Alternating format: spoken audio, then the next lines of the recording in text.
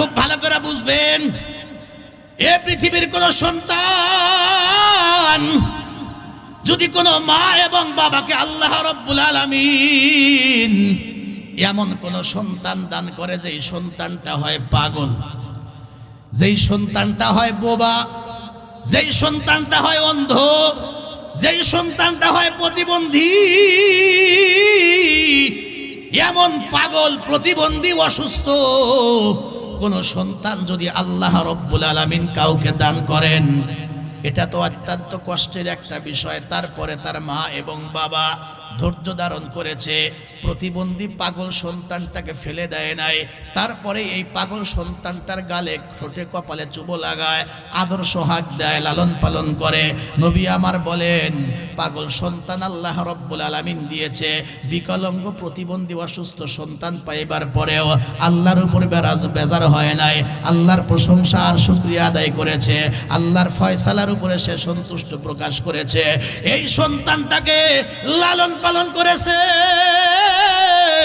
এই সন্তানটাকে নিয়ে মা বাবা বড় কষ্ট পর্যন্ত করেছে। কিয়ামতের ময়দানে আল্লাহর নবী বলেন, পাগল যারা হয়, প্রতিবন্ধী সন্তান যারা হয়, এদের কিয়ামতের ময়দানে কোনো হিসাব হবে না, আল্লাহ এদেরকে বিনা হিসাবে জান্নাত দিয়ে দিবে। তখন যখন এরা জান্নাতের টিকিট বা ভিসা আর পাস, গেট পাস যখন পেয়ে যাবে, আল্লাহর দরবারে সুপারিশ করে বলবে, আল্লাহ আমার সেই মা কই, আমার সেই বাবা কই। দুনিয়াতে হয়তো বা কথা বলতে পারে নাই, কিন্তু ওই দিন কথা বলতে পারবে। ও মালিক, আমার সেই মা কই, আমার আব্বা গেল কোথায়? আমাকে যাদের ঘরে দিয়েছিলে, ইচ্ছে করলে আমার আব্বা মা অসন্তুষ্ট হইয়া গলা টিপে হত্যা করতে পারতো, মেরে ফেলতে পারতো, ফেলে দিতে পারতো, কিন্তু আমার মা বাবা আমারে ফেলে দেয় নাই, আদর সোহাগ করে লালন পালন করেছিল, বড় কষ্ট করেছিল। ও মালিক, যতক্ষণ না পর্যন্ত আমার সেই মা, আমার সেই বাবাকে জান্নাত না দিবে, ততক্ষণ পর্যন্ত আমি তোমার বান্দা জান্নাতে যাব না। হাদিস শরীফের মধ্যে পয়গম্বর বলেন, ওই দিন এই সন্তানের সুপারিশে ওই সন্তান সহ তার মা বাবাকেও আল্লাহ ওই দিন জান্নাত দিয়ে দিবে। চার ধরনের সন্তান আল্লাহ যাদেরকে দিয়েছেন, এই সন্তানরাও হবে জান্নাতি, এদের সুপারিশে মা বাবাও কিয়ামতের ময়দানে হবে জান্নাতি। একটু জোরে বলেন না সুবহানাল্লাহ। আল্লাহর বান্দারা কথাগুলি খুব ভালো করে বুঝবেন। আমার মা বোনেরা, মাইকের আওয়াজ কি আপনাদের কান পর্যন্ত যায়? মা, আপনারা গভীর মনোযোগ দিয়ে শুনবেন। আল্লাহর পয়গম্বর বলেন, এই পৃথিবীতে আল্লাহ রাব্বুল আলামিন যাদেরকে চার ধরনের সন্তান দান করেছেন, ওই সকল মা বাবার কপাল বড় ভালো, কারণ এই সন্তানরাও কিয়ামতের ময়দানে আল্লাহ রাব্বুল আলামিনের রহমতে এরাও যেমন জান্নাতে চলে যাবে, আর এই সন্তানদের সুপারিশে বিনা বিচারে, বিনা হিসাবে তার মা বাবাও জান্নাতে চলে যাবে। তার মধ্যে প্রথম নাম্বার হইল, আল্লাহর পয়গম্বর বলেন, এ পৃথিবীতে আল্লাহ রাব্বুল আলামিন যদি কাউকে এমন সন্তান দান করেন, যেই সন্তান আল্লাহর পথে, ইসলামের পথে, কোরআনের পথে সংগ্রাম করতে গিয়া আল্লাহর জন্য, কোরআনের জন্য যাদের সন্তান এই দুনিয়াতে শাহাদাত বরণ করবে, যাদের কোনো সন্তান শহীদ হবে, কিয়ামতের ময়দানে এই শহীদ সন্তান যেমন বিনা হিসাবে, বিনা বিচারে আল্লাহর জান্নাতে চলে যাবে। শহীদকে যখন বলা হবে যাও জান্নাতে চলে যাও, এই শহীদ তখন আল্লাহর দরবারে দাঁড়ায় বলবে, আল্লাহ আমি যে জান্নাতে যাব একা না, না আমি তা যেতে চাই না।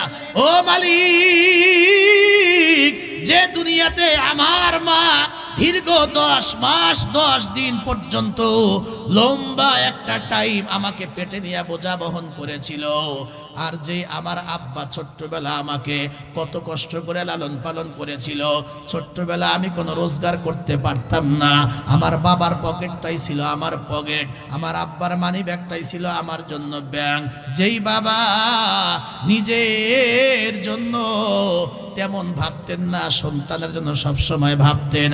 রব্বুল আলামিন আজকে যতক্ষণ পর্যন্ত আমার সেই মা এবং বাবাকে জান্নাতের ফয়সালা না করা হবে ততক্ষণ পর্যন্ত আমি শহীদ জান্নাতের ভিতরে যাব না। হাদিস শরীফের মধ্যে আসছে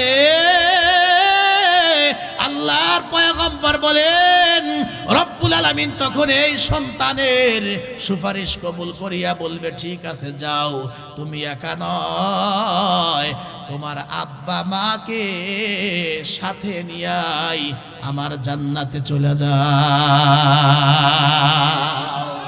এক নাম্বার হইল যাদের সন্তান শহীদ হয়েছে পৃথিবীতে একমাত্র আল্লাহর জন্য, নবীর জন্য, কোরআনের জন্য, ইসলামের জন্য, এই শহীদ সন্তান যেমন বিনা হিসাবে জান্নাতে চলে যাবে, ঠিক একইভাবে এই শহীদ সন্তানের সুপারিশে আল্লাহ রাব্বুল আলামিন তার মা বাবাকে ওই দিন বিনা হিসাবে বিনা বিচারে আল্লাহ জান্নাত দিয়ে দিবেন। একটু আওয়াজ করে জোরে বলেন না সুবহানাল্লাহ। এজন্যই নবী আমার কোনো এক যুদ্ধ থেকে মদিনায় ঢুকতেছেন, এক মা এক মহিলা রাস্তার কিনারা দাঁড়ায় আছেন মদিনার এরিয়ার ভিতরে। পয়গম্বর সামনে আসলে সালাম দিয়া বললেন, হুজুর আমার ছেলেটা আপনার সাথে জিহাদে গিয়েছিল, ফিরে আসছে কি? নবী আমার ডাক দেয়া বলে, মাগো কিভাবে তোমাকে বলি, তোমার সন্তানকে যে আল্লাহ কবুল করে নিছেন, তোমার সন্তান শাহাদাত বরণ করছে, আমি নবী নিজের হাতে তাকে আমি যুদ্ধের ময়দানের এক পাশে আমি নিজের হাতে তাকে আমি কবর দিয়েছি, তোমার সন্তান যে শহীদ হয়ে গেছে। আহা, যুবক সন্তান যদি মারা যায় বলেন তো সেই মা বাবার কলিজার মধ্যে ব্যথা আছে না? আরো জোরে বলেন। মার চোখ দিয়ে পানি বের হয়ে গেছে, অন্তরে কষ্ট পাইছেন। মুহূর্তের মধ্যেই মহিলা যেই মাত্র নবী আমার বলছেন, মাগো তোমার সন্তান যে আমার সাথে জিহাদে গিয়েছিল, আল্লাহ রাব্বুল আলামিন তোমার সন্তানকে কবুল করেছেন, অর্থাৎ তোমার সন্তান কাফেরদের সঙ্গে যুদ্ধ করতে করতে দুনিয়া থেকে বিদায় হয়ে গেছে, তোমার সন্তান তো জান্নাতি, তোমার সন্তান তো শাহাদাত বরণ করছে। মা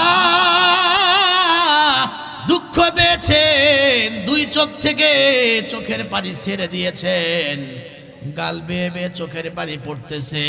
মা হিসাবে অন্তরের মধ্যে মারাত্মক কষ্ট পেয়েছেন, কিন্তু মুহূর্তের মধ্যে মহিলা এইভাবে চোখের পানি মুছে আর ডাক দেয়, ইয়া রাসূলুল্লাহ, ইয়া হাবিবাল্লাহ, এই মুহূর্তে আমি চোখের পানি মুছে ফেললাম। যদিও মা হিসাবে অন্তরে অনেক কষ্ট, তারপরে আমি এই মুহূর্তে আল্লাহর দরবারে শুকরিয়া জানাই, এই মুহূর্তে আমি খুশি হয়ে গেলাম। হুজুর আমার সন্তানকে আল্লাহ কবুল করছেন, শাহাদাত বরণ করছেন, আমার মনের মাঝে এই মুহূর্তে আর কোনো দুঃখ নাই। মহিলা ডাক দেখো, ইয়া রাসূলুল্লাহ, এই কারণে আমার মনের ভিতরে দুঃখ নাই, কারণ আপনার জবান থেকে শুনছি যার একটা সন্তান শাহাদাত বরণ করবে, শহীদ হবে, এ শহীদ সন্তান যেমন বিনা বিচারে বিনা হিসাবে আল্লাহর জান্নাতে চলে যাবে। এই শহীদদের সুপারিশে আল্লাহ রাব্বুল আলামিন তার মাকে জান্নাত দেবেন, বাবাকে জান্নাত দেবেন। আমি এই কারণে খুশি হয়েছি, আমার সন্তানও হবে জান্নাতি, আর আমি আমার সন্তানের সুপারিশে আমি মাও হব ওই দিন জান্নাতি। এই কারণে আমি মা আনন্দিত, খুশি, আমার মনের মধ্যে কোনো দুঃখ নাই। আল্লাহু আকবার। চার ধরনের মা বাবাকে আল্লাহ রাব্বুল আলামিন কিয়ামতের ময়দানে বিনা হিসাবে বিনা বিচারে জান্নাত দেবেন। প্রথম নাম্বার বললাম, যাদের একজন সন্তান শহীদ হয়েছে, শাহাদাত বরণ করছে, শহীদ যেমন জান্নাতি, শহীদ সন্তানের সুপারিশে মা বাবা হবে জান্নাতি। রাখলাম এক নাম্বার। দুই নাম্বার ভালো করে খেয়াল করেন, আল্লাহর নবী বলেন ওই মা বাবারও কপাল বড় ভালো, ওই মা বাবারও বড় সৌভাগ্য যাদের একটা ছেলে বা মেয়ে নাবালেগ অবস্থায় এখনো পর্যন্ত সাবালক হয় নাই। এই নাবালেগ কোন সন্তান যদি ছোট্টবেলা যদি দুনিয়ার থেকে বিদায় হয়ে যায় আর সন্তান হারাইবার পরে মায়ের মনে অনেক কষ্ট, বাবার মনে অনেক কষ্ট, কিন্তু তারপরে আল্লাহ রব্বুল আলামিনের দরবারে ডাক দিয়া কয়, আল্লাহ কেঁদে কোনো লাভ নাই, তুমি দিয়েছিলে আবার তুমি নিয়ে নিয়েছো। আল্লাহ আমরা ধৈর্য ধারণ করলাম। যদি এই মা বাবা সবরে জামিল ইখতিয়ার করতে পারে, খুব ভালো করে বুঝবেন সবরে জামিল কাকে বলে। ওই যে হযরত ইউসুফ পয়গম্বরকে তার বাবা ইয়াকুব পয়গম্বর, আরে ইয়াকুব পয়গম্বর যেমনি ভাবে ধৈর্য ধারণ করছিলেন, তার মানে তার চোখ দিয়ে পানি ঝরেছে, অন্তরে কষ্ট লেগেছে, তারপরে বলে মালিক সন্তান তুমি দিয়েছো, আমি আমার ইউসুফকে হারিয়ে ফেলেছি, আমি খুশি হইলাম, ধৈর্য ধারণ করলাম, তোমার ফয়সালাকে মেনে নিলাম। তাকে বলা হয় সবরে জামিল। পৃথিবীতে কোনো মা এবং বাবা যদি নাবালেগ কোনো সন্তান সাবালক হইবার আগে যদি তার সন্তানকে হারাইয়া মা বাবা যদি ধৈর্য ধারণ করতে পারে, আল্লাহ নবী বলেন এই কিয়ামতের ময়দানে এই নাবালেগ সন্তান যেমন বিনা হিসাবে আল্লাহর জান্নাতে চলে যাবে। তাদের তো বদি আর গুনাহ এখনো পর্যন্ত লেখা শুরু হয় নাই, এই সন্তানগুলা বিনা বিচারে ওই দিন জান্নাতি হবে। আর এই সন্তানদের সুপারিশে আল্লাহ রব্বুল আলামিন ওই দিন তার মা বাবাকেও আল্লাহ জান্নাতের ফয়সালা করে দিবে। একটু জোরে বলেন না সুবহানাল্লাহ। বললাম দুইটা, এক নাম্বার হইল ওই সকল মা বাবার কপাল বড় ভালো যাদের একটা ছেলে একটা মেয়ে আল্লাহ রাস্তায় শহীদ, সুবহানাল্লাহ। আর দুই নাম্বার ওই সকল মা বাবার কপাল বড় ভালো, এরা জান্নাতি মা বাবা যাদের ছোট্ট বয়সে একটা ছেলে একটা মেয়ে, কোন সন্তান সাবালক হওয়ার আগে আল্লাহ দুনিয়া থেকে নিয়ে নিছেন। যার সন্তান হারাইছে সেই জানে। কথা ঠিক কিনা? এই হিজুলি হায়াতপুর কুড়ি ঘুরিয়ার বহু মানুষ, ম্যাক্সিমাম মুরব্বীরা, যুবক ভাইয়েরা, এরা আমার কলিজার মানুষ, আমাকে যেমন ভালোবাসে আমিও তাদেরকে ভালোবাসি। এখানে আসতে আসতেই আগে প্রস্তাব দিয়ে রাখছে ওই যে রনি ভাই যে হুজুরের এক কাপ চা খাওয়াবে। আমি আসতেই শুনলাম তারও একটা বাচ্চা আল্লাহ দিয়েছিলেন, বাচ্চাটাকে আল্লাহ দুনিয়া থেকে নাকি নাবালেগ অবস্থায় দুনিয়াতে আসার পরে আল্লাহ নিয়ে নিস। এই যে ওয়াজ তো মিলা যায়, যারা সামনে বসে গেছেন আপনাদের মাঝেও অনেক বাবা এমন থাকতে পারেন, অনেক মায়েরা আমার বয়ান শুনতেছেন যাদের নাবালেগ একটা সন্তান আল্লাহ নিয়ে নিছে। আছে না নাই? আছে না নাই? যদি এই মা আর বাবা ধৈর্য ধারণ করতে পারে, আল্লাহর ফয়সালার উপরে সন্তুষ্ট থাকতে পারে, অপেক্ষায় থাকেন, কিয়ামতের ময়দানে আপনার এই সন্তানটাও চলে যাবে জান্নাতে বিনা বিচারে। আর ধৈর্য ধারণ করলে আপনি মা, আপনি বাবা, আপনারাও ওই দিন বিনা হিসাবে আল্লাহর জান্নাতে যাবেন। একটু জোরে বলেন না সুবহানাল্লাহ। এ নাবালেগ সন্তানকে কিয়ামতের ময়দানে আল্লাহ রাব্বুল আলামিন যখন বলবে যাও জান্নাতে চলে যাও, তোমার তো কোনো গুনাহ নাই, প্রথম চান্সেই ভিসা বা জান্নাতের টিকিট ধরায়া দিয়ে বলবে যাও জান্নাতে চলে যাও। হাদিস শরীফের মধ্যে আসছে, এবার এই নাবালেগ সন্তান জান্নাতের টিকিট বা ভিসা হাতে নিয়ে পুরা হাসরের ময়দান ঘুরবে। আল্লাহ রাব্বুল আলামিন জিজ্ঞেস করবে কি ব্যাপার, তোমরা কেন জান্নাতের ভিতরে যাও না? এই নাবালেগ সন্তান তখন ডেকে ডেকে বলবে, আল্লাহ দুনিয়াতে আমার যে মা আমাকে দান করেছিলে, দুনিয়াতে যে আব্বার ওরসে আমাকে দান করেছিলে, দুনিয়াতে আমি ওই মা বাবার কোনো খেদমত করতে পারি নাই, আব্বা আমার কোনো উপকারে আসতে পারি নাই।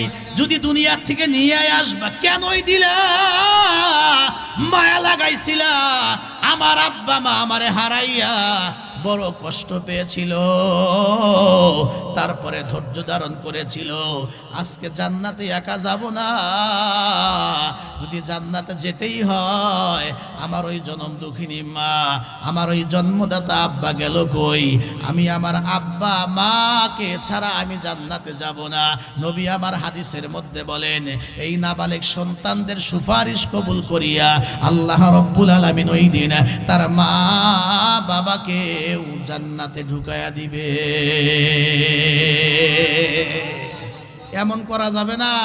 ওই সময় ধৈর্য ধারণ করি নাই। কিছু মহিলা কিন্তু আছে, কিছু আল্লাহর বান্দি এমনও আছে, সন্তান মারা গেছে, ওই সময় ধৈর্য ধারণ করতে হবে, হাজারো কষ্ট তো হবে। ওই সময় আল্লাহরে দোষারোপ করছে, আল্লাহ কি আর মানুষেরটা দেখে না, আমার একটা হে আল্লাহ একটাই চোখে দেখছে, একটাই নিয়ে গেছে, এরকম বলে না? বলে না? বলে কিনা বলেন? কেউ যদি আল্লাহরে দোষারোপ করে, গালিগালাজ করে, অসন্তুষ্ট হয়, 7 দিন 8 দিন 10 দিন কান্নাকাটি করার পরে এখন যখন ঠান্ডা হয়েছে, এখন কি আর ফিরে পাবে? 15 দিন পরে কয় ধৈর্য দিলাম, আল্লাহ দিছে, আল্লাহ দিছে, এখন কি আর লাভ হবে? না, সময়েই ধরতে হবে। এক মহিলার সন্তান মারা গেছে, ও মহিলা নবীকে চেনে না, নবী পাশ দিয়া যায়, আল্লাহর হাবিব ডাক ডাকা, মাগো আল্লাহ নিছে, ধৈর্য ধারণ করো, আল্লাহ বড় পাওনা দিবে। তোমার তো মরে নাই, তুমি কি বুঝবা? কারে কয়? নবীরে কয়।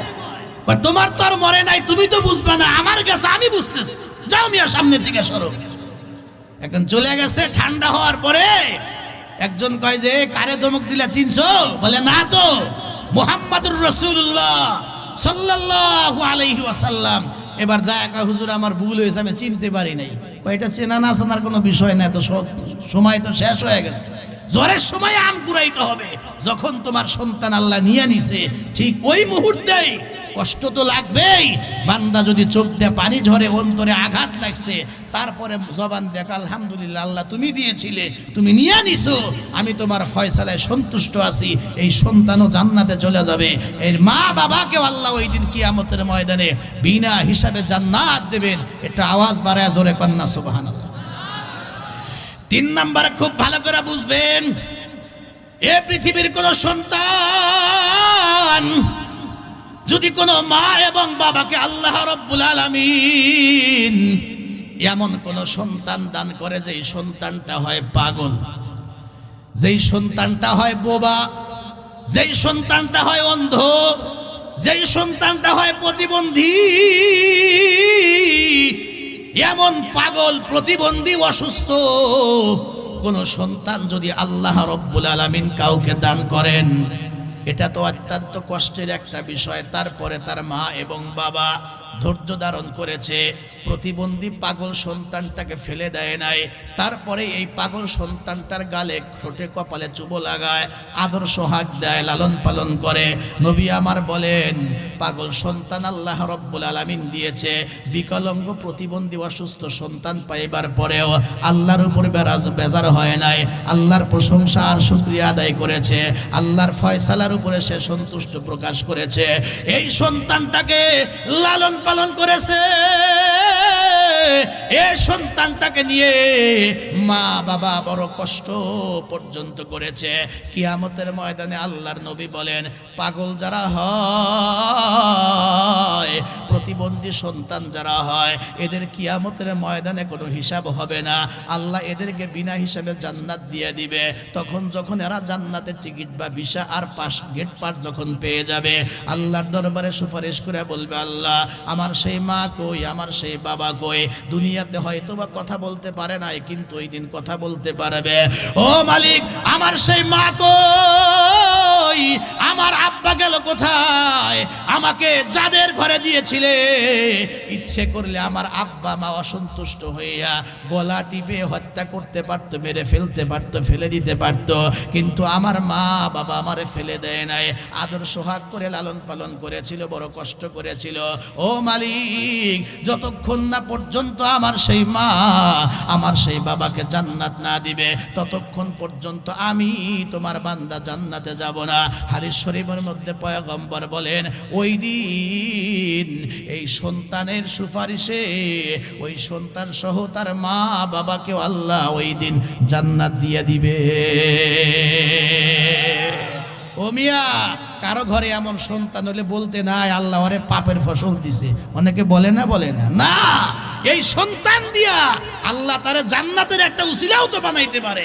জোরে কন্যা কথা ঠিক কিনা? এমন কথা বলতে নাই, এটা তো আপনার ঘরেও হতে পারতো। বরং যারা অসহায়, দরিদ্র, এই যে যারা গরিব মানুষ, এই অসহায় মানুষ যারা, এদের পাশে দাঁড়ানো।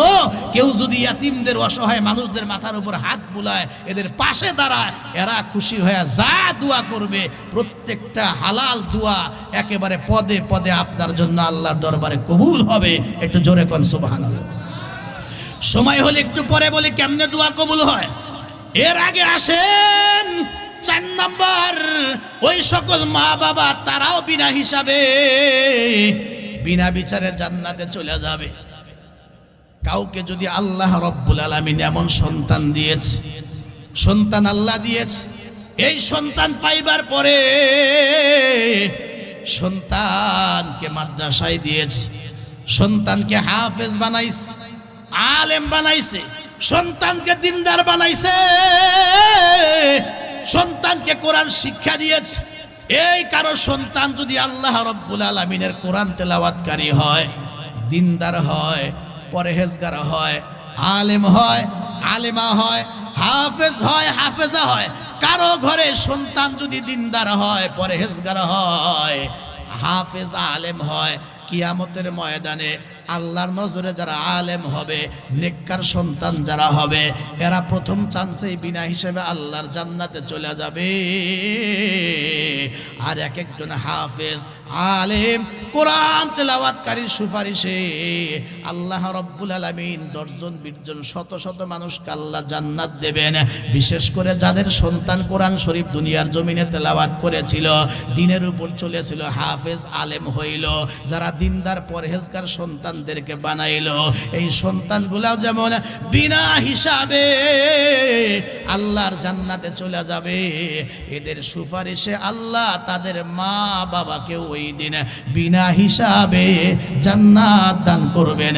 একটু মুসলমানের আওয়াজ দিয়া জোরে বলা যাবে কি সুবহানাল্লাহ? আমার ভাইরা, আমার মা বাবা, আমার মা বোনেরা, কথাগুলি খুব ভালো করে বুঝবেন। হাদিস শরীফের মধ্যে আছে, কোন মা বাবার সন্তান যদি এই মাহতাবুন্নেসা নুরানিয়া হাফিজিয়া এই মাদ্রাসার মধ্যে ভর্তি হয়ে যদি কোরআনে কারিম শিখতে পারে, আর ওই সন্তান যদি সহি শুদ্ধভাবে আল্লাহ রব্বুল আলামিনের কোরআন শরীফ তেলাওয়াত করে, কোরআন শরীফ যদি তেলাওয়াত শিখতে পারে, নিয়মিত তেলাওয়াত করতে পারে, আল্লাহর নবী হাদিস শরীফের মধ্যে বলেন, কিয়ামতের ময়দানে কোটি কোটি কোটি কোটি মানুষের সামনে আল্লাহ রব্বুল আলামিন নিজের কুদরতি হাত দিয়া কোরআন তেলাওয়াতকারীর মা বাবার মাথার উপরে একটা করে নূরের টুপি পরায়া দিবে। আল্লাহু আকবার। হয় নাই? আওয়াজ করে জোরে কন্না আল্লাহু আকবার। আল্লাহ নিজে মা বাবার, কোরআন তেলাওয়াতকারীর মা বাবার মাথার উপরে নূরের টুপি আল্লাহ রব্বুল আলামিন পরায়া দিবেন। নবী আমার বলেন, এই নূরের টুপির উজ্জ্বলতা আর আলো এত বেশি হবে, এত বেশি হবে, পুরা হাসরের ময়দান আশপাশ পুরাটে আলোকিত হয়ে যাবে। তখন হাসরবাসী লক্ষ্য করে ওই মা বাবারে দেখায় দেখায় বলবে, এই লোকটা তো হিজুলি হায়াতপুর কুড়িঘরিয়া অমুক এলাকার এলাঙ্গার একজন মানুষ, সমাজে তার কোনো ব্যক্তিত্ব ছিল না, সামাজিকতা ছিল না, তেমন মানুষ তারে চিনত না, আজকে তার এত সম্মান কেন, এত সম্মান কেন? আল্লাহর পক্ষ থেকে ফেরেশতারা ডেকে ডেকে বলবে, দুনিয়ার নজরে তার তেমন কোনো সম্মান আর দাম ছিল না বটে, কিন্তু সন্তানকে মাদ্রাসায় দিয়া কোরআন শিখাইছিল, আর তার সন্তানরা নিয়মিত কোরআন শরীফ সহি শুদ্ধভাবে তেলাওয়াত করেছিল, হালালের উপর চলেছিল, সন্তানরা দুনিয়াতে কোরআনে কারিম তেলাওয়াত করেছিল। এই কারণে তার মা বাবাকে আল্লাহ সম্মান বাড়ায়া দিয়া তাদের মাথার উপরে নূরের টুপি পরায়া দিয়েছে। এজন্য আমার ভাইয়েরা, আমার মা বোনেরা, খুব ভালো করে বুঝবেন, আপনার সন্তানকে হাফেজ বানাবেন কিনা, আলেম বানাবেন কিনা, মুফতি বানাবেন কিনা, সেটা আপনার ব্যাপার। কিন্তু আমি যে অনুরোধটুকুন করব সেটা হলো, সন্তানকে মুসলমান বানাইতে হবে। জোরে কোন কথা ঠিক কিনা? হাফেজ আলেমের অনেক দাম, কিন্তু হাফেজ আলেম বানাবেন কিনা সেটা আপনার সিদ্ধান্ত। তবে অবশ্যই আমার সন্তানকে কিন্তু মুসলমান বানাইতে হবে। আমার সন্তান যেন 4 কালেমা সুন্দর করে বলতে পারে, আমার সন্তান যেন 5 ওয়াক্ত নামাজ সুন্দরভাবে শিখে সহি তরিকা নামাজ আদায় করতে পারে। আর নামাজে দাঁড়ানোর আগে ওই যে 7টা শর্ত, শরীর পাক, কাপড় পাক, নামাজের জায়গা পাক, সতর ঢাকা, কেবলামুখী হওয়া, ওয়াক্ত মতো নামাজ পড়া, নামাজের নিয়ত করা, নামাজে দাঁড়ানোর আগে ওযুটা যেন সুন্দর করে করতে পারে, শরীর পাক কেমনে করতে তা যেন আমার সন্তান শিখতে পারে। ও দোস্ত, আমি আর আপনি মারা গেলে আমার সন্তানটা যেন 4টা তাকবীর দিয়ে জানাজা পড়ায়া, আমি মা আমি বাবা যেন সুন্দর করে কাফন পরায়া আমার সন্তানটা যেন আমার নিজের হাতে কবরে নামাইতে পারে। অতটুকু অন্তত পক্ষে এতটুকুন কিন্তু আমার সন্তানকে দিন শেখানো দরকার। খুব ভালো করে বুঝবেন, হাদিস শরীফের মধ্যে আসছে, আপনার সন্তান যদি এই প্রাথমিক এলেমগুলা শিখা নিজের মা বাবার জানাজা নিজে পড়ায়া কবরে নামায়া দেয়, তামাম দুনিয়ার সব চাইতে বড় আলেম, তামাম দুনিয়ার সব চাইতে বড় মুহাদ্দিস, সব চাইতে বড় শাইখুল হাদিস 70,000 বার জানাজা আর দোয়া পড়াইলে যে লাভ না হবে, নিজের সন্তান প্রাথমিক কিছু এলেম শিখা, শুধুমাত্র এতটুকু শিখা যদি নিজের মা বাবা জানাজা পড়ায়া কবরে নামায়া দিতে পারে, ওই অত বড় আলেম 70,000 বার দোয়া করার চাইতে নিজের সন্তানের দোয়াটা আল্লাহর দরবারে আগে কবুল হয়ে যাবে। এজন্য সন্তানকে আলেম হাফেজ বানান, এটা অনুরোধ করব। বিশেষ করে এই যে কত সুন্দর একটা নুরানি মাদ্রাসা, জানুয়ারি মাস চলতেছে, চোখ বন্ধ করে আপনার সন্তানটাকে মাদ্রাসায় ঢুকাইয়া দেন। আমি কিছু চাই না আমার সন্তান যেন অন্তত পক্ষে 3 বছর পরে আমার সন্তান যেন তার নামাজটা সহি করতে পারে, ওযু গোসল শিখতে পারে, কালেমা শিখতে পারে, আমি মারা গেলে দোয়া করতে পারে। অন্তত পক্ষে আমি এইটুকু অবশ্যই আমার সন্তানকে শিখাবো। আর পারলে 3য় শ্রেণী পাশ করবার পরে আমার সন্তানকে আমি আলেম বানাবো, হাফেজ বানাবো, হাফেজা বানাবো, আলেমা বানাবো। ও দোস্ত, খুব ভালো করে বুঝবেন, কারোর সন্তান যদি ওই যে আল্লাহর কোরআন শরীফ শেখে আর দুনিয়ার জমিনে আল্লাহর কোরআন শরীফ তেলাওয়াত করে, কোন সন্তান যদি দিনদার পরহেজগার হয়, এই সন্তান যেমন কিয়ামতের ময়দানে আল্লাহর জান্নাতে চলে যাবে। নবী আমার বলেন, এই সন্তানের সুপারিশে ওই দিন আল্লাহ রাব্বুল আলামিন তার মা বাবাকে ওই দিন জান্নাত দান করবেন। জোরে বলেন সুবহানাল্লাহ। পাশেই তো কবরস্থান আছে নাকি? হাদিস যদি বিশ্বাস করেন, হাদিস শরীফের মধ্যে আসছে, যেই এলাকায় একটা মাদ্রাসা আছে, বলেন না কি আছে? আমার মন বলে হাদিস, এই হাদিস তাই বলে, যেই এলাকায় একটা মাদ্রাসা আছে, আল্লাহর নামের কসম করে বলতে পারি, ওই মাদ্রাসার খাতিরে ওই এলাকার যতগুলি কবর আছে, এই কবরগুলার ভিতরে আযাব হইতে পারে না। এটা আমার ঈমান, এটা আমার বিশ্বাস। একটু আওয়াজ দিয়ে জোরে কোন আল্লাহু আকবার। কারণ হাদিস শরীফের মধ্যে তো আছে, হাদিসে আছে, কোরআনের একজন ছাত্র অথবা ছাত্রী তালেবে ইলম যদি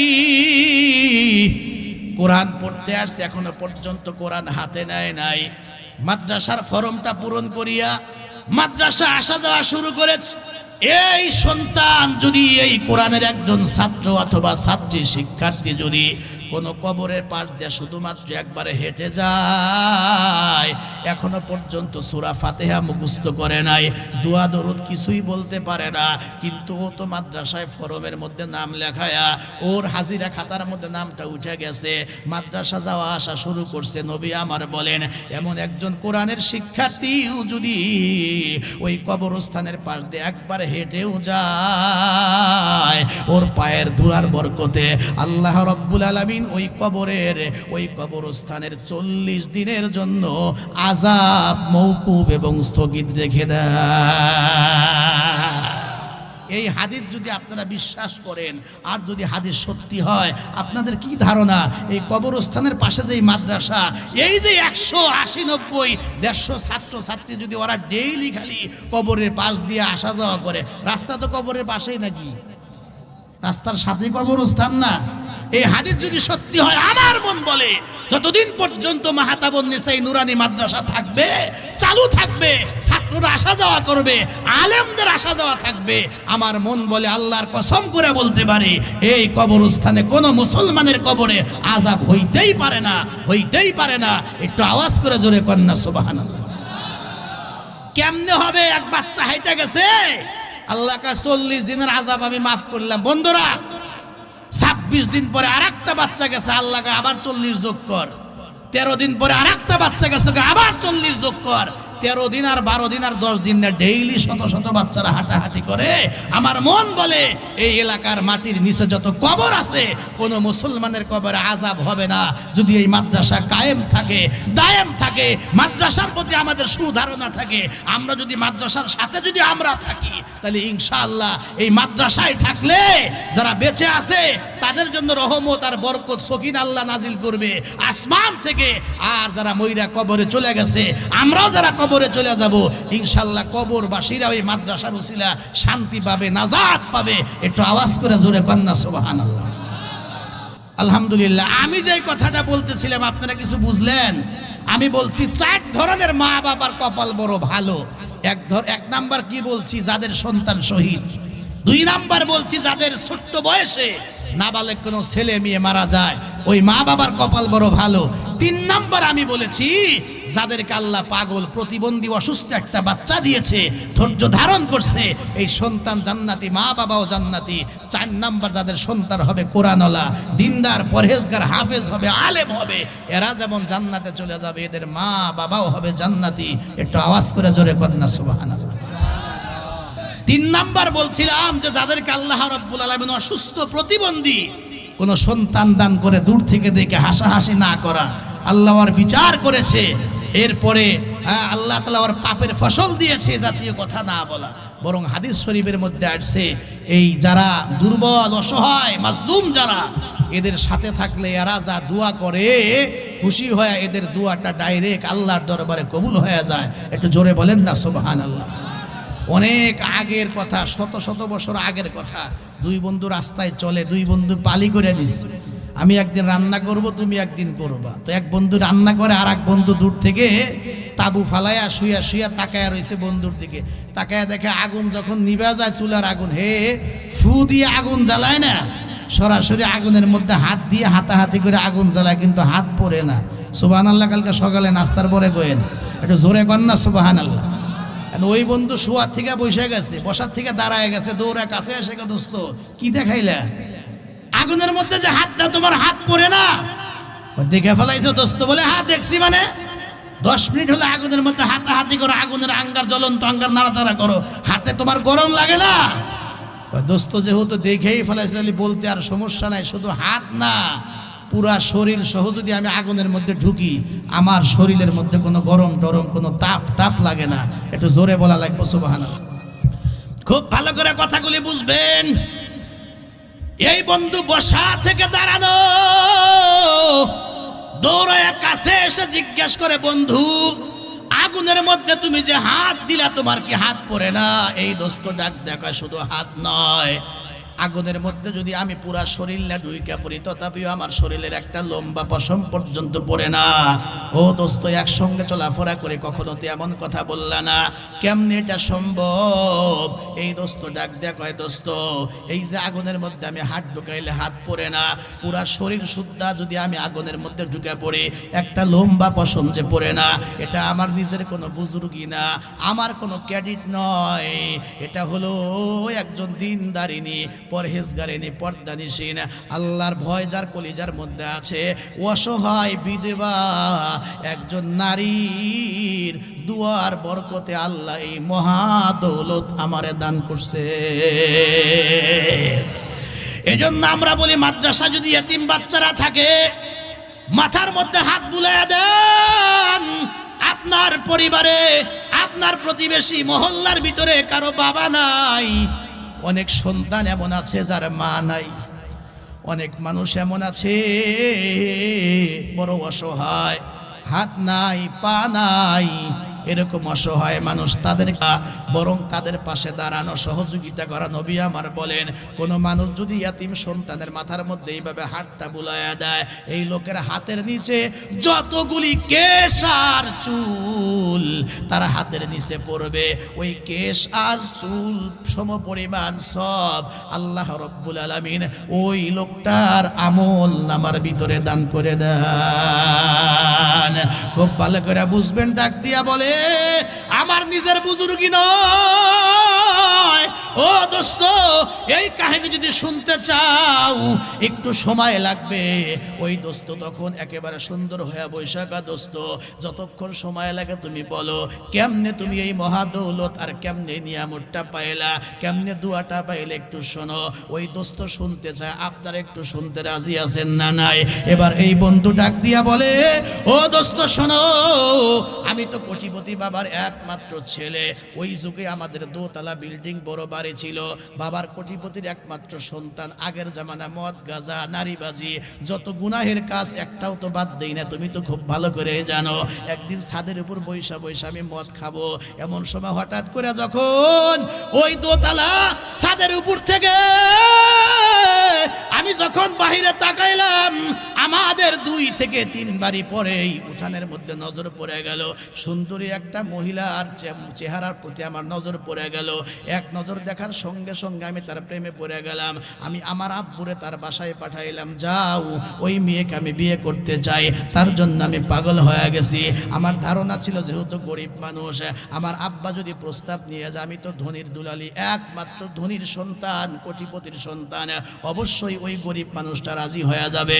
কিন্তু আশ্চর্য হয়ে গেলাম, আমার আব্বা যখন ওই মহিলার ওই মেয়ের বাবার কাছে প্রস্তাব নিয়ে যায়, ওই মেয়ের ওই কন্যার বাবা তখন ডাক দিয়া কয়, ভাইজান আপনি কোটিপতি হইতে পারেন, পাওয়ার আর ক্ষমতা আপনার থাকতে পারে, কিন্তু আপনার ছেলে তো ভদ্র নয়, অভদ্র, মদ খায়, গাঁজা খায়, নারীবাজি করে, চুরি ডাকাতি কোনোটাই বাদ দেয় না। সুতরাং কোটিপতি হইতে পারেন, ক্ষমতা আপনার হাতে থাকতে পারে, কিন্তু আমার মেয়ে একজন দিনদার, পরহেজগার, পর্দানিসীন একজন মেয়ে। আমার মেয়েকে এমন মানুষের হাতে উঠাইয়া দিব, দিন এনে দিন খায়, কিন্তু ওই সন্তান যেন সুন্নতের উপর চলে, দিনদার হয়, পরহেজগার হয়। আমার দুনিয়ার ধন দৌলত দরকার নাই, আমি এমন একটা ছেলের হাতে উঠাইয়া দিব। তবুও আপনার ছেলের হাতে আমার মেয়েকে আমি কোনোভাবেই দিতে পারি না। একটু জোরে বলেন আল্লাহু আকবার।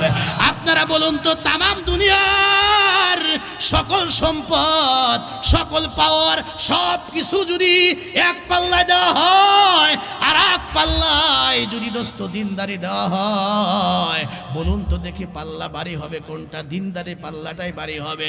এই জন্য অনেক মানুষ দেখবেন যে দুনিয়াদারি ছেড়ে দিয়েছে। আমি আপনার সন্তানের হাতে আমার মেয়েকে তুলে দিতে পারি না। আমার আব্বা একবার না, 2 বার না, 3 বার প্রস্তাব নিয়ে গিয়েছে, কিন্তু তার বাবা রাজি হয় নাই, মেয়েটাও রাজি হয় নাই। শেষ পর্যন্ত শুনলাম নাকি একজন ছেলের সঙ্গে বিয়ে দিয়েছে, দিনদার পরহেজগার দেখা, অনেক দিন পর্যন্ত আর কোনো যোগাযোগ নাই। পরে শুনলাম 3টা সন্তান হয়েছে। হঠাৎ করে ওই মেয়েটার স্বামী অসুস্থ হয়ে যায়, ক্যান্সারে মারাও যায় অল্প বয়সে। 3টা সন্তান নিয়ে ওই মহিলা বাবার ঘরে ফিরে আসে নাই। ওই স্বামীর বাড়িতে ভিটা ধইরা ওই স্বামীর সংসারে রয়ে গেছে। আমার বাবা যেহেতু নেতা, কোটিপতি, বিভিন্ন এলাকার ভিতরে দুর্ভিক্ষ শুরু হয়ে গেল, ত্রাণ দিতেছিলাম। আমাকে এক পর্যায়ে আমার আব্বা ত্রাণ দিতে পাঠাইলো। আমি ত্রাণ দিতে দিতে হঠাৎ করে ওই মহিলার শ্বশুর বাড়ি এলাকায় ত্রাণ দিতে গেলাম।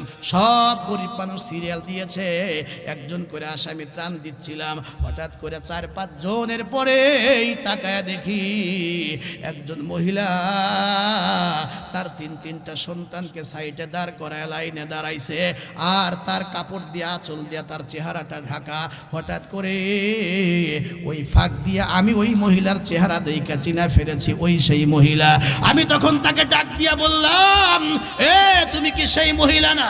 বলে হ্যাঁ আমি সেই মহিলা।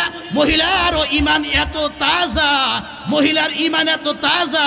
মহিলা তখন ডাক দিয়া কহ, আমি আপনাকে চিনতে পেরেছি।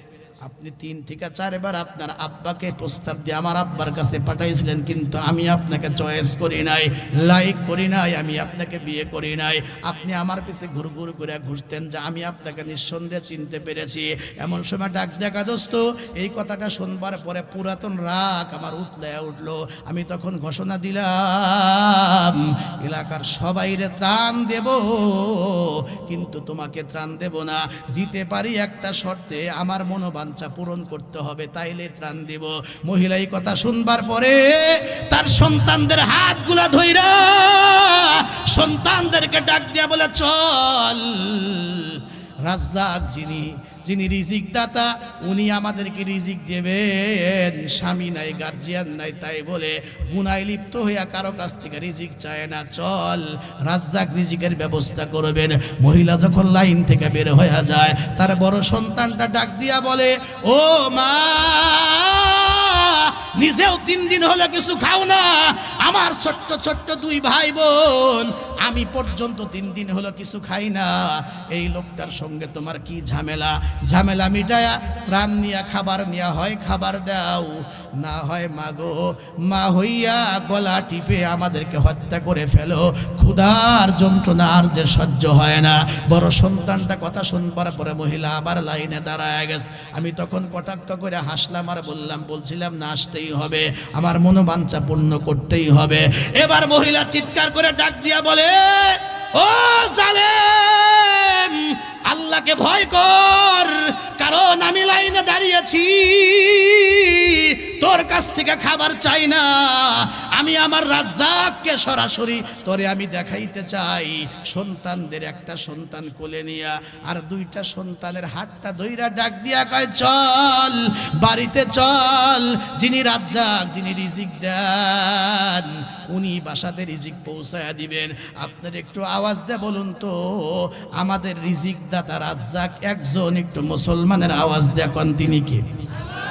হয় নাই এই আওয়াজ দেওয়াজ হয় না, আওয়াজ করে এখন না, আমাদের রাজ্জাক কে? আমাদের মালিক কে? জোরে বলেন। মা মিন দাব্বাতিন ফিল আরদি ইল্লা আলাল্লাহি রিজকুহা। ডাক দেখা দোস্ত, এতক্ষণ পর্যন্ত তো মজা করতেছিলাম, কিন্তু মহিলা তার সন্তানদেরকে নিয়ে যেভাবে হাঁটা দিয়েছে, আমার মধ্যে ভয় ঢুকে গেল। এমন একজন দিনদার মানুষ, আমি তারা খাবার থেকে বঞ্চিত করলাম। নিঃসন্দেহে সে যখন ঘরে যাবে, আল্লাহ পাক কোনো না কোনো ভাবে তার ঘরের মধ্যে রিজিক অবশ্যই দেবেন। কিন্তু আমার উপরে গজব নাজিল হইতে দেরি হবে না। ভিতরে ভয় ঢুকে গেল দোস্ত। আমি তখন বস্তার ভিতরে খাবার ভইরা নিয়ে একটা দৌড় দিলাম, সংক্ষিপ্ত রাস্তা দিয়া তার আগে তার বাসায় পৌঁছে গেলাম। দরজার সামনে এই খাবারের বস্তাটা রাইখা আমি নিরাপদ দূরত্ব বজায় রাইখা দূরে দাঁড়ায় রইলাম।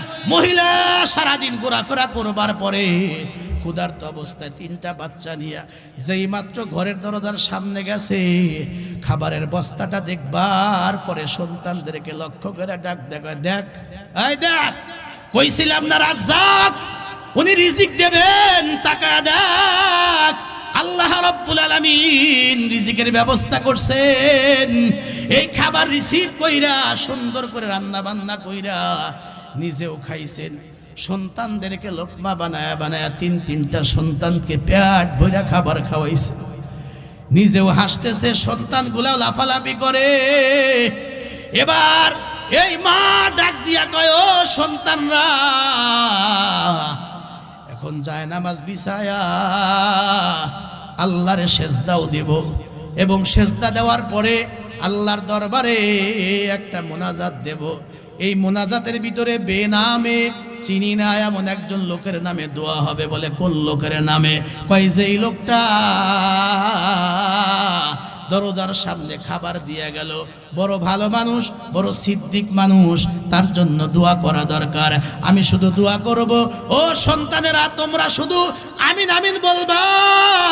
এই লোকটা ডাক ডাকা দোস্ত, দূরে দাঁড়ায় দাঁড়ায় সব শুনতেছিলাম। মহিলা ওযু বানায়া 2 রাকাত নামাজ পড়া আল্লাহর দরবারে হাত তুলা এতিম সন্তানদেরকে নিয়ে বলে, মালিক, ক্ষুধার্ত অবস্থায় কত মানুষের দ্বারে দ্বারে গেলাম, কেউ খাবার দেয় না। একজন আবার ব্যভিচারের জেনার গুনাহের প্রস্তাব দেয়। আবার দেখো মালিক, খানা না পাইয়া ব্যর্থ হয়ে ফিরে আসলাম, ঘরে আইসা দেখি তোমার একজন সিদ্দিক বান্দা, সৎ বান্দা, তোমার একজন জান্নাতি বান্দা গেটের মধ্যে খাবার দিয়ে গেছে। ও মালিক, তোমার যে বান্দা আল্লাহ দরজার মধ্যে এনে খাবার দিয়া গেল, আল্লাহ তার জন্য হাত বাড়ায়া ধরছে, সাথে আমার ছোট্ট ছোট্ট ইয়াতিম বাচ্চারাও আছে। আল্লাহ তুমি হাত ফিরায়া দিও না রব্বুল আলামিন। ওই লোকটার আপনজন যদি কেউ কবরে থাকে তাদেরকে মাফ করে দাও। আর যেই লোকটা রিজিক দিয়া গেল, খানা দিয়া গেল, যার মাধ্যমে আল্লাহ তুমি খাবার দিয়েছো, ওই ভালো মানুষটার জন্য দোয়া করি, তারে কখনো গুনাহের কারণে জাহান্নামে জ্বালায়ও না।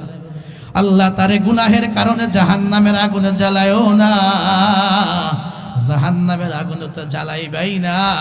এই লোকটা কখনো যদি দুনিয়ায় থাকা অবস্থায় দুনিয়ার আগুনের মধ্যে হাত দেয়, দুনিয়ার আগুনের মধ্যে পড়ে যায়, জাহান্নামের আগুন শুধু নয়, এই লোকটাকে আল্লাহ তুমি দুনিয়ার আগুনেও কখনো পোড়ায়ও না। আল্লাহু আকবার, জোরে কোন আল্লাহু আকবার। এ যুবক ডাক দিয়া বলে, ও দোস্ত, আমি আমার এই চেহারাটা নিয়ে ও বোনের সামনে দাঁড়াইতে পারি নাই, কিন্তু আমার মন বলেছে এই মহিলার দোয়া 100% কবুল। পরীক্ষা করার জন্য বাসায় আসবার পরে মোমবাতির আগুন জ্বালায়, আগুনের ভিতরে আমি আঙ্গুল ঢুকাই, দেখি গরম লাগে না। সুবহানাল্লাহ। হাত ঢুকাই, গরম লাগে না। এখন আমি পুরা শরীর সহ যদি কোনো জ্বলন্ত আগুনের মধ্যে ঢুকে যায়, আমার দেহের মধ্যে একটা পশমও পড়ে না। আমার মন বলে, এই যে অসহায় বিধবা ইয়াতীম মানুষদেরকে সহযোগিতা করেছি, অবজ্ঞা করেছিলাম শুরুতে, কিন্তু শেষে সহযোগিতা করেছি। এরা নাম না জেনেই দোয়া দিয়েছে, তাদের দোয়ার বরকতে আল্লাহ দুনিয়াতে আমার কোনো আগুন দিয়ে, আমার দুনিয়ার কোনো আগুন দিয়ে আমার শাস্তি হয় না, আমার গায়ের একটা পশম পড়ে না। আমার মন বলে, আল্লাহ যখন দুনিয়া থেকে বিদায় করে দিবেন, এ বোনের দোয়া কবুল। আল্লাহ রব্বুল আলামিন আশা করি আমারে জাহান্নামেও দেবে না। একটু জোরে বলেন সুবহানাল্লাহ। এজন্য বলছিলাম, ইয়াতীম, অসহায়, প্রতিবন্ধী, অসুস্থ মানুষ যারা আছে, পাগল, বোবা, সমাজে এমন কিছু দুর্বল মানুষ আছে না নাই? জোরে কন্যা আছে না নাই? এদেরকে অবজ্ঞা করবেন না, ছোট নজরে দেখবেন না, কষ্ট দিবেন না, সব সময় ওদের পাশে দাঁড়াবেন, জালেম হবেন না। মাজলুম যারা আছে এদের পাশে দাঁড়াবেন, নিজেরাও জুলুম করবেন না। আর আপনার চোখের সামনে যারা দুর্বল, এই দুর্বলদের উপরে কোনো সবল যেন কখনো জুলুম করতে না পারে, এই দিকেও খেয়াল রাখার দরকার। জোরে কন্যা আছে না? জুলুম করবেন না, জালেম হবেন না, কেউ নিজেও জালেম হব না। ইনশাআল্লাহ আমার চোখের সামনে কাউকে জালেম, জুলুম করতে দেব না। আমরা অসহায় ছোট মানুষ যারা, দুর্বল যারা, আমরা এদের পাশে সব সময় আছি। কি বলেন? ইনশাআল্লাহ আমরা এদের সাথে আমরা আছি। ইতিমদের পাশে থাকবো, অসহায়দের পাশে থাকবো, মসজিদ মাদ্রাসার সাথে থাকবো, কবরস্থানের সাথে আছি, সামাজিক কাজে আমরা আছি। যারা মাজলুম, অসহায় যারা, এদের পাশে আমরা আছি।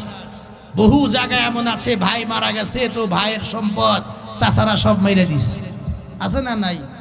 এখন তো আজ ভালো লাগবে না, এরকম আছে না নাই? কথা বলেন না কেন? নামাজ, রোজা, হজ, যাকাত তো করতেই হবে, বিশেষ করে বান্দার হকের প্রতি খেয়াল রাখা দরকার। কেউ যদি ইয়াতীমের সম্পদ মেরে দেয়, আল্লাহ পাক কোরআনে হাকিমের মধ্যে বলছে, তুমি ইতিমের মাল খাও নাই, তুমি জাহান্নামের আগুন তোমার পেটে ঢুকাইছো, তুমি আগুন পেটে ঢুকাইছো, আগুন, তুমি সম্পদ খাও নাই। এজন্য ইতিমদের সম্পদ মেরে দেওয়া না, ইতিমদের পাশে দাঁড়ানো, সহযোগিতা করা, দুর্বলদের সাথে থাকা। যারা দুর্বলদের সাথে থাকে, দুর্বলরা অল্পতে খুশি হয়ে যায়, আর খুশি হয়ে যে দোয়া দেয়, এই দোয়াতে একজন মানুষ বহু দূর পর্যন্ত যাইতে পারে। সেই কথাটা বুঝাইতে গিয়েই আমি এই লম্বা ঘটনাটা কষ্ট করে বললাম যে জাহান্নামের আগুন না, দুনিয়ার আগুনও হেরে পড়ে না, দুনিয়ার আপদ বিপদ থেকে আল্লাহ তারে হেফাজত করে। এজন্য জালেম হব না, আমরা মাজলুমদের পাশে থাকবো, তাদেরকে সহযোগিতা করব। এই মাদ্রাসার মধ্যে শুধু ধনীদের বাচ্চা পড়ে তা না, গরিবদের বাচ্চাও আছে, ইয়াতীম সন্তানও আছে। এজন্য আমরা যদি মাদ্রাসায় দান করি, সহযোগিতা করি, মাদ্রাসার সাথে আমরা থাকি, ইনশাআল্লাহ আল্লাহ আমাদের সাথে থাকবেন, আল্লাহ আমাদের সহায় হবেন। আল্লাহ যেন আমাদের সবাইকে কথাগুলি বোঝার, আমল করার তৌফিক দান করেন। একটু জোরে বলেন আমিন। এজন্য এক নাম্বার আমি কি বলছি বলেন তো? 4 ধরনের মা বাবার কপাল বড় ভালো। 1 নাম্বার, যাদের সন্তান শহীদ। মুখস্থ করেন, যাদের সন্তান শহীদ, এই সন্তানও জান্নাতে যাবে। এই সন্তানদের সুপারিশে মা বাবাও কিয়ামতের ময়দানে তারা আল্লাহর জান্নাতে চলে যাবে। জোরে কোন সুবহানাল্লাহ। দুই নাম্বার বলছি, যাদের ছোট্ট বয়সে নাবালেগ কোনো ছেলে বা মেয়ে আল্লাহ নিয়ে যায় আর সে ধৈর্য ধারণ করে, তো এই মা বাবাকে আল্লাহ রব্বুল আলামিন কিয়ামতের ময়দানে সন্তানকে তো জান্নাত দেবেনই, সন্তানের সুপারিশ আল্লাহ রব্বুল আলামিন মা বাবাকেও জান্নাত দেবেন। তিন নাম্বার, যদি আল্লাহ পাক কাউকে প্রতিবন্ধী, পাগল, অসহায়, বোবা কোনো সন্তান দেয়, ধৈর্য ধারণ করে, আল্লাহ পাকে সন্তানের সাথে মা বাবাকেও জান্নাত দিবে। আর চার নাম্বার বলছি, কারো সন্তান যদি আলেম হয়, হাফেজ হয়, কোরআন তেলাওয়াতকারী হয়, দিনদার হয়, পরহেজগার হয়, আল্লাহর নজরে যারা ভালো মানুষ হয়, এই সন্তানগুলিও জান্নাতি। আর এই সন্তানদের সুপারিশ আল্লাহ রব্বুল আলামিন ওই দিন কিয়ামতের ময়দানে তার মা বাবাকেও আল্লাহ জান্নাত দিবেন। জোরে কোন সুবহানাল্লাহ। এমনকি হাদিসের মধ্যে আছে, যদি কোনো হাফেজ হালালকে হালাল, হারামকে হারাম যাই না দুনিয়াতে চলে, আল্লাহর কোরআন মুখস্থ করে, এই হাফেজ কিয়ামতের ময়দানে একজন দুইজন নয়, কমপক্ষে 10 জন, যাদের উপর জাহান্নাম অবধারিত ছিল, ওয়াজিব ছিল, এরকম 10 জন জাহান্নামীদেরকে সুপারিশ করে ওই দিন আল্লাহর জান্নাতে নিয়ে যাবে। একটু জোরে কন্যা সুবহানাল্লাহ। হাদিস শরীফের মধ্যে এমন কথাও আছে, এক একজন আলেম 70 নয় বরং শত শত জাহান্নামের উপযুক্ত মানুষকে সুপারিশ করে করে আল্লাহর জান্নাতের দিকে নিয়ে যাবে। এমন কথাও হাদিস শরীফের মধ্যে আসছে, খুব ভালো করে বুঝবেন। আলেম যখন সুপারিশ শেষ করে জান্নাতের দিকে রওনা দিবে, একজন সামনে দাঁড়ায় বলবে, হুজুর সবার কথাই বললেন, আমার কথা তো আল্লাহর কাছে বললেন না। ভাই, আপনাকে চিনলাম না, মনে নাই হুজুর, দুনিয়া থাকা অবস্থায় আমি আপনাকে এক বদনা ওজুর পানি দিয়েছিলাম, এক গ্লাস পানি আমি পান করাইছিলাম, আমি আপনাকে একটা চা পান করাইছিলাম, আমি আপনাকে এতটুকু উপকার করেছিলাম, হুজুর মনে নাই? সঙ্গে সঙ্গে এ আলেমের মনে হয়ে যাবে, স্মরণ হয়ে যাবে। খুব ভালো করে বুঝবেন, আলেম তখন আল্লাহর দরবারে সুপারিশ করবে, ও মালিক, দুনিয়াতে এই বান্দা আমার এতটুকু উপকার করেছিল, মনে হয়ে গেছে। আল্লাহ রব্বুল আলামিন বলবেন, যাও, আগে যাদের জন্য সুপারিশ করেছিলে তাদেরকে সহ এতটুকু উপকার যেই ব্যক্তি করেছে, এই লোকটাকে নিয়ে আমার জান্নাতের ভিতরে চলে যা। কিয়ামতের ময়দানে ছোট্ট ছোট্ট আমলের বিনিময়ে আল্লাহ বান্দাকে মাফ করতে থাকবেন। পেটে বাচ্চা, স্ত্রীর পেটে বাচ্চা, কাজী সাহেব মারা যাবেন, আহারে, এখন মনে হয়ে গেছে সারা জীবন কি করলাম। বিবিরে ডাক ডাকা, বিবিরে, সবই তো জানো, নামাজ নাই, কোরআন তেলাওয়াত নাই, কত আল্লাহর বিধান হুকুম লঙ্ঘন করেছে, এখন তো সময় নাই। ও বিবিরে, এই যে সন্তান তোমার পেটে রেখে গেলাম, সন্তান ছেলে হোক আর মেয়ে হোক, মাদ্রাসায় দিও, ওরে আল্লাহর কিরা আসমানে কিতাব শিখায়ও, ওরে ও বিবিরে আল্লাহর কোরআন শিখায়ও। কেন? নিজের আমল দিয়ে তো পার পাবো, নাজাত পাবো, এমন কোনো গ্যারান্টি নাই। কিন্তু আমার মন বলে, আমার সন্তান যদি, তোমার পেটের সন্তান, আমাদের ছেলে যদি আল্লাহর কোরআন শেখে, মেয়ে যদি আল্লাহর কোরআন শেখে, হয়তো বা হতে পারে এই সন্তানের ভালো আমলের খাতিরে আল্লাহ আমারেও মাফ করতে পারেন। সন্তানের জন্য এমন ওসিয়ত করবার পরে বাবা দুনিয়ার থেকে চলে গেল, সন্তান দুনিয়াতে আসলো, ওই দিক দিয়ে আল্লাহর বান্দা কাজী সাহেব কবরে চলে গেছে, কবরে আযাব চলতেছে, নিজের কৃতকর্মের কারণে আযাব। ও আমার মা বোনেরা, জাহান্নামের আগুন, কবরের আযাব বর্ণনা করে কখনো বোঝানো যাবে না। মাগো, কবরের আযাব যে কত কঠিন, কত কঠিন। শুধু এতটুকুন চিন্তা করো, যে ঘরের মধ্যে, মশারির মধ্যে মশা ঢুকলে ঘুম হয় না, এই যে শীতের মৌসুমে মাগো, কতগুলি কাপড় চোপড় পরে, কম্বল ল্যাপ গায়ে দিয়ে তারপরে শীত যায় না, বাহিরে বের হওয়া যায় না। আর ওই যে কবরের মাটিতে যখন শোয়া দেওয়া হবে, টিস্যু পেপারের মতো 3খানা 5খানা কাপড় দিয়ে যখন কবরের ভিতরে নামায়া দেওয়া হবে, এই টিস্যু পেপারের মতো 3 টুকরা 5 টুকরা কাফন দিয়া যখন এই কাদামাটির মতো, এই কাদামাটির মধ্যে কবরের মধ্যে শোয়া দিবে। ডানে মাটি বামে মাটি, সামনেও মাটি পিছনেও মাটি উপরেও মাটি, সব দিকে মাটি। ছোট্ট একটা জায়গার ভিতরে কেমনে থাকবো? কবরে আযাব চলতেছে। ও দোস্ত, কিতাবের মধ্যে লেখা আছে এই দিক দিয়ে সন্তান আল্লাহ পাক আস্তে আস্তে বড় বানাইলেন। 4-5 বছর পরে যেই মাত্র ধরেন কথার কথা আপনাদের এই মাহাতাবুন্নেসা নুরানি মাদ্রাসার বারান্দার মধ্যে আইনা যেই মাত্র সন্তানটাকে ভর্তি করায়া দিয়েছে, ক্লাস আরম্ভ হয়ে গেছে, ওস্তাদ তখন বলে, বলো বাবা বলো, আউযু বিল্লাহি মিনাশ শাইতানির রাজিম, বিসমিল্লাহির রহমানির রহিম। ওস্তাদ একবার দুইবার বলার পরে সন্তান কিন্তু শুদ্ধ করে সুন্দর করে পড়তে পারে না। কিন্তু ওই কাজী সাহেবের সন্তান ভাঙ্গা ভাঙ্গা কণ্ঠে মাত্র একবার বলছে বিসমিল্লাহ। আল্লাহ পাক সঙ্গে সঙ্গে আসমান থেকে ডাক দিয়া কয়, ও ফেরেশতারা রে, এই লোকটার সন্তান মাদ্রাসার বারান্দার ভিতরে ক্লাসের মধ্যে বৈশা বিসমিল্লাহর 19টা অক্ষর উচ্চারণ করছে। আর এই বিসমিল্লাহর মধ্যে আমি আল্লাহর 3টা নাম আছে, একটা হলো আল্লাহ, আর একটা হলো রহমান, আর একটা হলো রহিম। রহমান রহিম মানে হইল অতি দয়ালু, পরম দয়ালু। এই লোকের সন্তান মাদ্রাসার মধ্যে বৈশা বৈশা আমি আল্লাহরে কয়, আমি নাকি রহমান, আমি নাকি দয়ালু, আমি নাকি পরম দয়ালু, আমি নাকি রহমান, আমি নাকি রহিম। আমি যদি পরম দয়ালুই হই, আমি যদি রহমান হই, আমি যদি রহিম হই, তাইলে এই বাচ্চাটার বাবার কবরে আযাব কেমনে দেই? ও ফেরেশতারা যা, তাড়াতাড়ি করে যা। এই মুহূর্ত থেকে যার সন্তান রহিম বলে, রহমান বলে, আমি আল্লাহর নাম ধরে ডাক দিয়েছে, কোরআন শেখার জন্য প্রস্তুতি নিয়েছে, এই মুহূর্তে আমি ওই বাচ্চাটার বাবার কবরের আযাব মাফ করে দিলাম। একটু আওয়াজ করে জোরে কন্যা সুবহানাল্লাহ।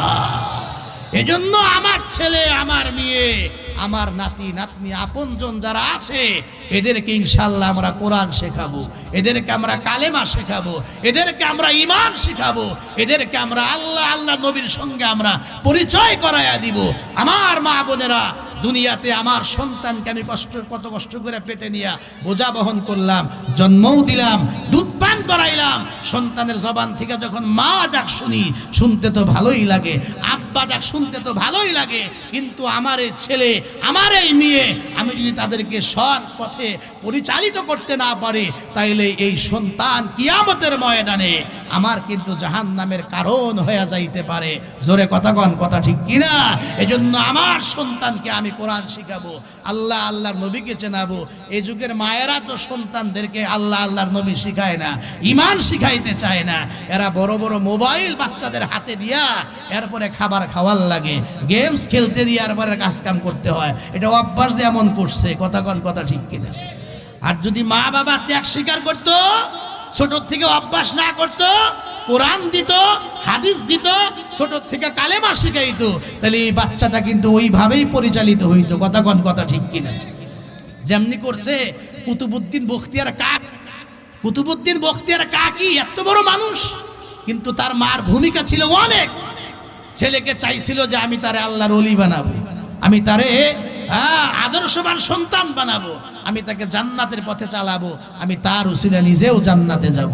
তো সন্তান মাদ্রাসা থেকে, স্কুল থেকে, বিদ্যালয় থেকে বাসায় আসলে বলে, মা আমারে খাবার দাও। তো ছোটকালেই মা শিখায় যে এই খাবার আমার কাছে চাও কেন? আমি কি রাজ্জাক? খাবার কার কাছে চাওয়া লাগবে? খাবার চাইবে আল্লাহর কাছে। রিজিক দেন কে? দেখেন কেমনে বাচ্চারা শিখে, আল্লাহর কাছে চাইবে।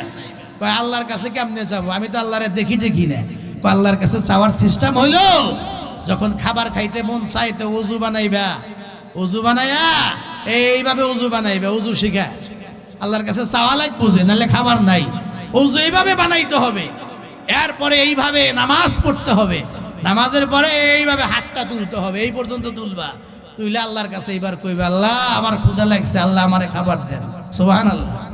ছোট বাচ্চা যা শিখবেন তাই তো করবে, শিখবে। কি বলেন? আল্লাহ খাবার দেন, এইভাবে চাইবা দেখবা আল্লাহ খাবার দিবে। তো নিয়মিত হাত উঠে আল্লাহর কাছে চায়। তো এই দিক দিয়ে মায়ে করে কি, যায় নামাজের নিচ দিয়া ওই যে মিঠাই বা খাবার, যে পছন্দের খাবার, এটা যায় নামাজের নিচ দিয়ে ঢুকাইয়া রাখে। সুবহানাল্লাহ। নামাজ শেষ করে দোয়া কমপ্লিট করে যায় নামাজটা তুলে কয়, মা আল্লাহ তো ঠিকই আমারে মজা দিছে, খাবার দিছে। আসলে তো মায়েই দিছে, কিন্তু আল্লাহরে শিখায় যে আল্লাহই দেয়। সুবহানাল্লাহ, আল্লাহই দেয়। খুব ভালো করে বুঝবেন, এমন করতে করতে যতবার তার খাবারের প্রয়োজন, ওযু বানায়, নামাজ আদায় করে, আল্লাহরে সেজদা দিয়ে আল্লাহর কাছে হাত তুলে রিজিক চায়, যায় নামাজ তুইলাই দেখে মজা খাবার, গরম গরম খাবার খায়। কুতুবউদ্দিন বখতিয়ার কাকি রহমাতুল্লাহ আলাইহি, ছোট মানুষ, তার ধারণা আল্লাহ দেয়, এটার মধ্যে একটা মজা পাওয়া গেল। যতবার আমি খাবার খাইতে মন চাবে, যা খাইতে আমার মন চাবে, আল্লাহর কাছে চাবো। আর আল্লাহর কাছে চাওয়ার সিস্টেম পদ্ধতি হলো এমন, খুব ভালো করে বুঝবেন। একদিন বিদ্যালয় থেকে কুতুবউদ্দিন বখতিয়ার কাকির আসার সময় হয়ে গেল, মা অনুপস্থিত। মা আজকে বাসায় নাই, টেনশনে পড়ে গেল। সূর্যের দিকে তাকা দেখে আমার সন্তানটার বাসায় ফেরার মতো টাইম বা সময় হয়ে গিয়েছে। মা দৌড়ায় দৌড়ায় আসে, আল্লাহ আজকে যদি আমি বাসায় আগে যাইতে না পারি, আমার সন্তানটা যখন নামাজ আদায় কইরা দুয়ার মাধ্যম দিয়ে যখন রিজিক চাবে, খাবার চাবে, যায় নামাজের নিচে যদি খাবার না পায়, তাইলে তো আমার সন্তান আল্লাহর প্রতি তার খারাপ ধারণা হবে, আল্লাহর কাছে চাওয়া বন্ধ করে দিতে পারে। মা দৌড়ে আসে, দৌড়ে আসে, আয়েশা দেখে টাইম ওভার হয়ে গেছে। সন্তান নামাজ আদায় কইরা হয়তো আল্লাহর কাছে চাইয়া, আয়েশা দেখে সন্তান ঘুমায় রয়েছে বিছনার ভিতরে, মাথার ভিতরে হাতটা দিয়া সন্তানরে ডাইকা উঠায়া বলে, বাবা ওঠো, খাবার খাইবা। কুতুবউদ্দিন বখতিয়ার কাকি ছোট্ট মানুষ, চোখের পানি ছেড়ে ডাক দেয়া কয়, মা কেন খাবার খাবো? অন্যদিন তুমি বাসায় থাকো, অন্যদিন যে খাবার আল্লাহ পাক দেয়, আজকে কিছু বুঝলাম না। নামাজ আদায় কইরা যেই মাত্র আল্লাহর কাছে হাত বাড়ায়া রিজিক চাইলাম, খাবার চাইলাম, যায় নামাজটা উঠায়া, মাগো আজকে দেখি ভিন্ন খাবার, ভিন্ন খাবার, মজায় আলাদা, এত মজাদার খাবার মাগো আমি জীবনে খাই নাই। আল্লাহ আসমান থেকে ডাক দেখা, কুতুবউদ্দিন বখতিয়ার কাকির মা, আমার সঙ্গে পরিচয় করায় দেওয়ার জন্য তুমি তোমার সন্তানকে যদি প্রতিদিন খাবার দিতে পারো, আমি আল্লাহ তো আসলে রাজ্জাক, আমি আল্লাহ তো আসলে রিজিক দাতা, আমি আল্লাহ কি একদিন দিতে পারি না? তুমি অনুপস্থিত, আজকে সরাসরি জান্নাত থেকে, জান্নাতের দস্তরখানা থেকে আমার কুতুবউদ্দিনের জন্য খাবার পাঠায়া দিয়েছি। আগের জামানার মায়েরা তাদের সন্তানদেরকে আল্লাহর সঙ্গে নবী চেনানোর জন্য তারা এইভাবে প্রশিক্ষণ দিত, চেষ্টা করত। এই যুগের মা এমন পাওয়া বড় কঠিন। আমি মা বোনদেরকে বলি, সন্তান দিয়ে যদি দুনিয়াতেও শান্তি পেতে চান, আখেরাতেও মুক্তি পেতে চান, তাহলে সন্তানদেরকে ভালো পথে ছোটকাল থেকে চালাইতে হবে। ঠিক কি না?